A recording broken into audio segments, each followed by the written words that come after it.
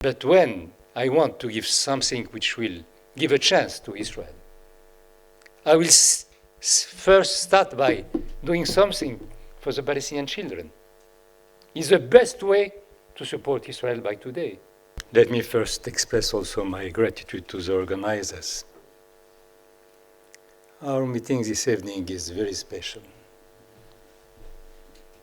It's not business as usual. We were expecting this kind of gathering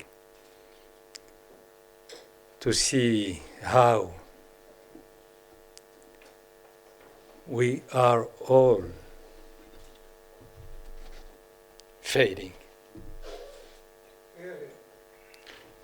We failed. Everyone failed.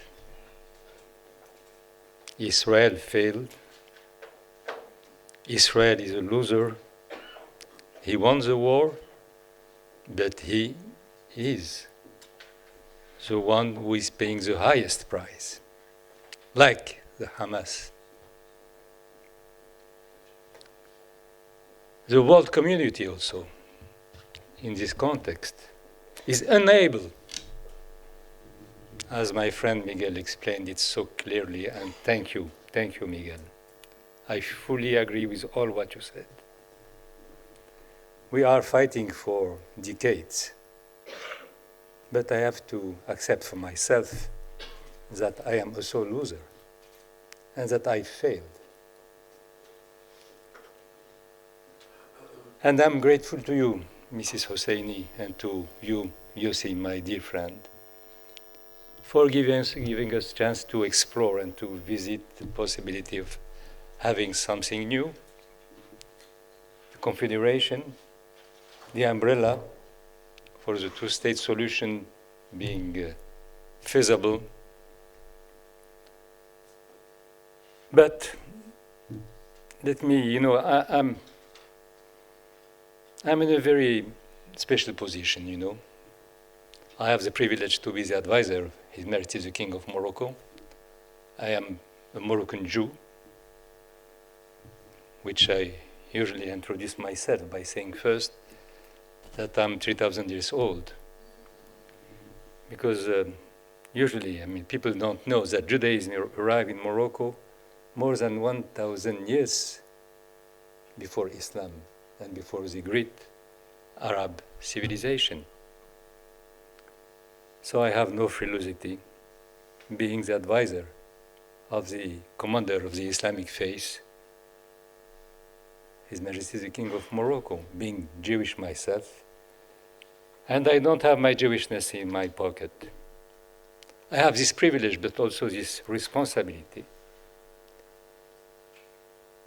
Being in a proud Arab, Berber, Jewish country, Morocco, to have the chance to express my feeling completely as a Moroccan, as a Jew. And I have to confess the fact that we were so close to make it. Hiba, I always kept in mind that in the first Intifada in Jerusalem, I was there. And the Palestinians, the Jerusalemites, were demonstrating, saying, Salam wa dawlatayn, with a branch of olives. Who knows that? Who remembers that? They were not the Israelis. There was a Palestinian demonstrating for the two-state solution. At the same time, or a few years before, or a few years later, an Israeli demonstrating for peace was killed in the streets of Jerusalem by a grenade which was launched on him. Why are we just putting aside or writing off, forgetting the President Sadat speech at the Knesset, who was just considering 1 second that it could happen? I will not remember, after the Casablanca conference you mentioned, Miguel, October 1994. There were close to 1 million Moroccans at midnight in the streets of Casablanca, applauding Itzhak Rabin and Shimon Peres. At that time, at that conference, more than 100 countries, all the Arabo-Muslim countries, signed or supported the idea of having two-state solution. So we have to give a chance. And you remember, Miguel, when I was appointed by United Nations as a member of the high-level group to create the Alliance of Civilization, my first recommendation and my first request was to start by having a white paper with the two narratives, giving a chance to the Palestinian people to have their narrative somewhere, and to give a chance to the Israeli people to have their narratives aside the narrative of the Palestinian. I failed. And you remember, you are the High Commissioner of the Alliance of Civilization, there is an article in the resolution which was voted saying that.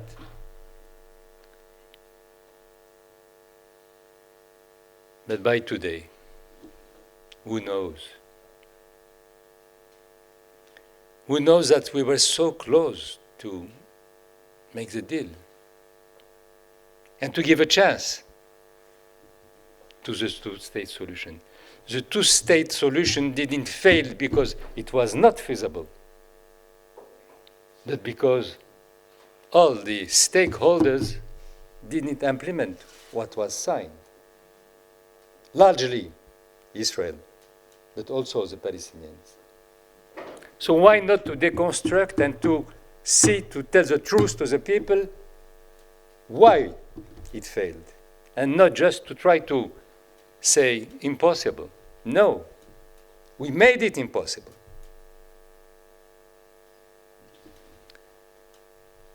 All of us, including, sorry, Miguel, the United Nations. No one was able just to tell the truth. But it is possible, still possible by today. And I fully agree, with this outlook of the Confederation, of the umbrella. But I know my people. I am an Arab. I know how the population will see it immediately. Because the Confederation, by now, means you add 1 to 0. What does it mean?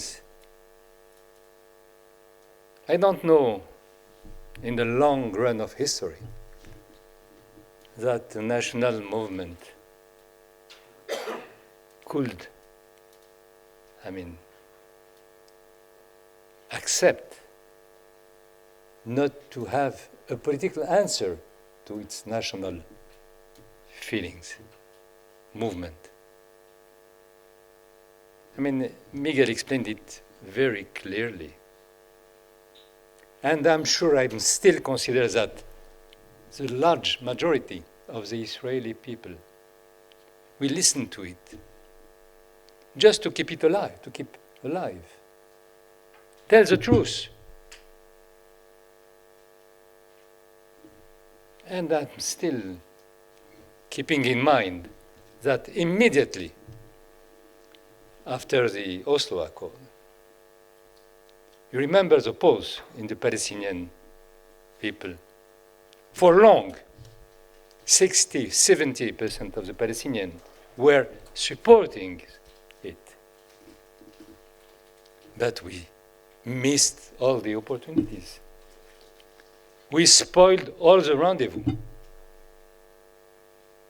And by today, as you clearly said, Miguel, the box. Today, if we have something to do to help find a way out of this tragedy, is to try to rebuild some trust. I don't believe anymore with all the political leadership in this file. They failed. And when we are looking on what is proposed by today in Washington and in other countries, I mean, it's completely out of mind. I mean, it's impossible. It's a shame. Today, if there is something to do, is to help the civil societies. The Israeli one, the Palestinian one, the world public opinion. There is such a polarization, such a blindness, just because we don't want to tell the facts. We're afraid. I mean, in politics, we know that the truth, at the end, will prevail. Why not to do, as you said, Miguel, to take an initiative from Berlin by saying and remembering, give a chance to the people to remember, to know why we lost, why we failed, and why we didn't resist the illusion of manipulating the fact and history, just to keep the people ignoring and to give a chance to those who do exist, and unfortunately, more powerful today than before, leveraging the ignorance. Give the people a chance to know. I still respect and believe. What does it mean when we come back to what we are sharing? I mean, the human values. If you tell the truth, then the extremist will be weakened. Don't give them a chance to exist by default, by ignorance. I have this chance to live in an Arab country and being Jewish, to serve my country, which is an Arab country, and to be loyal to my country. And if I'm fighting for a Palestinian state, if I am fighting for just giving a chance to everyone to know the reality, I'm doing it because I do care for Israel. I do care for the safety, the security, the future of the children of Israel, as well as I do care for the Palestinian children. But when I want to give something which will give a chance to Israel, I will first start by doing something for the Palestinian children. Is the best way to support Israel by today, is to build a trust in Palestine. And I have so many friends, Muslims, Arabs, who are doing the same. In their country, in their constituencies, explaining why giving a chance to peace and to Israel's safety and security is the best way to give a chance to the Palestinian people tomorrow. The Israelis will not evaporate. And we have to tell that to the Palestinians. The Palestinians will not evaporate, and we have to tell that to the Israelis. There is no alternative, there is no plan B to the two people, to the two national movements, than being together. And at that time, starting with that, your umbrella will be more than welcome. But it cannot be without giving a chance to the Palestinian people to feel their national movement being considered. To let them know that the words of dignity, justice, freedom, sovereignty are not with a double standard. And I have in mind the fact thousands, 10,000, millions of Israelis demonstrating for the same dignity for the Palestinian. And I have also in mind thousands, 10,000 of Palestinian and Arab in the Arab country doing the same. But who knows that? Who is taking in account the reality? We prefer to go to when was the last meeting for peace taking place? And 14. yeah. 2014. So I think that we have just to wake up call.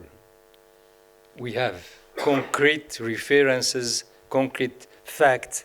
It was not 1,000 years ago. It was few decades where, people, we were not dreaming, but we were in this rhetoric of this reality of being together. And you see, you were one of the main decision maker in Israel, giving a chance to a just peace. But you won. You won.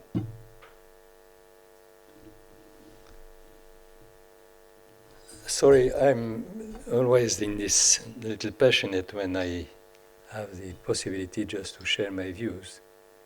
But because again, being or belonging to a very strange or selective club, being the only member of my club in my country, and otherwise I feel as an obligation to try to explain that it's also, for me, a chance to try to explain the art of possible, which is next door.